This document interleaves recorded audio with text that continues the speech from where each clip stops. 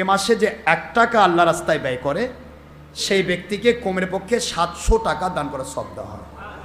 আপনি রেওয়ায়তে লোকরা 1000 টাকা, একের বিনিময়ে 1000 টাকা সওয়াব দেওয়া হয়। আর বরকত দেওয়া হয় তার জীবন চলার পথে, ব্যবসাতে, বাণিজ্যে, চাকরি বাকরিতে কমের পক্ষে 10 থেকে 700 গুণ। সে বুঝতে পারুক আর না পারুক তাকে বরকত দেওয়া হয়, যেরকম সুবহানাল্লাহ। তো আমরা চেষ্টা করব। আর সামনে ঈদ আসতেছে, এখানে কয়েকটা বিষয় আলোচনা খুবই জরুরি।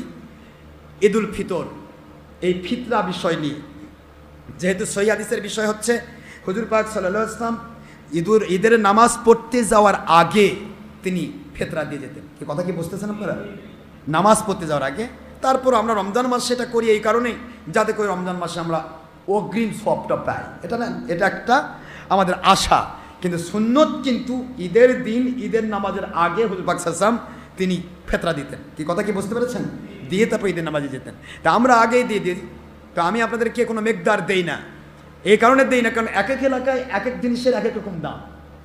আপনি যে এলাকায় বাস করেন ওই এলাকায় 100 1250 টাকা আটার দাম।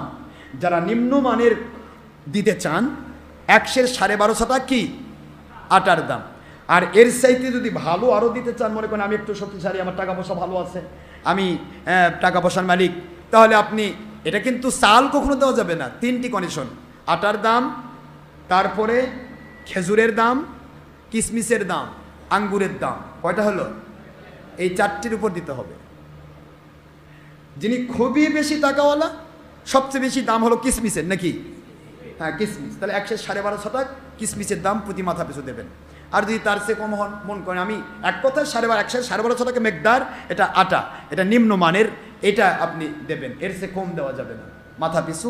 এইটা হলো আপনার, এটা আপনার এলাকার আটার দাম কত এখন তো সবই আছে, ক্যালকুলেটারে হিসাব করে নিই।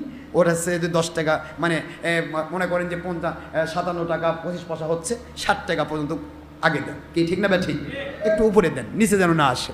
এইভাবে ফিতরা আদায় করুন। ফিতরার উপকার কি হবে? ফিতরা গরিব মানুষও দেবে, গরিব মানুষও দিবে, কিন্তু তো পরে সে ফিতরা আবার খাবে, তাতে আপত্তি নেই। কিন্তু দিতে গিয়ে সে আগে অ্যাডভান্স করবে, দেবে। কি কারণে দেবে?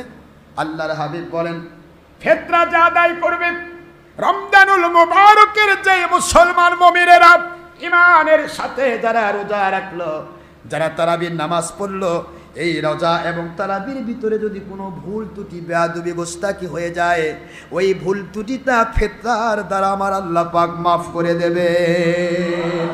দ্বিতীয় নম্বর, যদি ওই মানুষটি আল্লাহর সন্তুষ্টির জন্য ফিতরা দিয়ে থাকে এবং রমজান মাসে রোজাগুলি রাখে, ওই মানুষটি ইন্তেকালের সময় জাকান্দামি যখন আসবে, সারা দুনিয়ার সমস্ত পানি দিলেও যেন তৃষ্ণা মিটবে না, এরকম ব্যাপার ঘটবে। কথা বুঝতেছেন নাকি?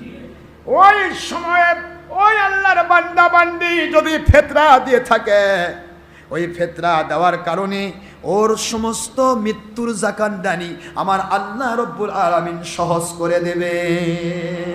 3 নম্বর, ওই আল্লাহর বান্দা বান্দি কবরের ভিতরে যখন যায়, এর ভিতরে প্রশ্ন হয় 3টি: মান রব্বুকা, ওমান দীনুকা, ওমান হাদার রাজুল আল্লাযী বুইতা ফীকুম, ওয়া ফি রিওয়ায়াতিন উখরা মান নাবিয়ুকা। বুখারীর হাদিস।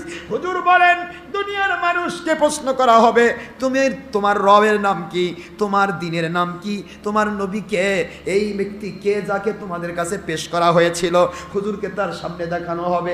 এই 3টি প্রশ্ন কবরে হবে। যারা রোজার পাশাপাশি ফিতরা দিয়েছিল, তাদের এই কবরের 3টি প্রশ্নের উত্তর দেওয়া আমার আল্লাহ সহজ করে দিবে।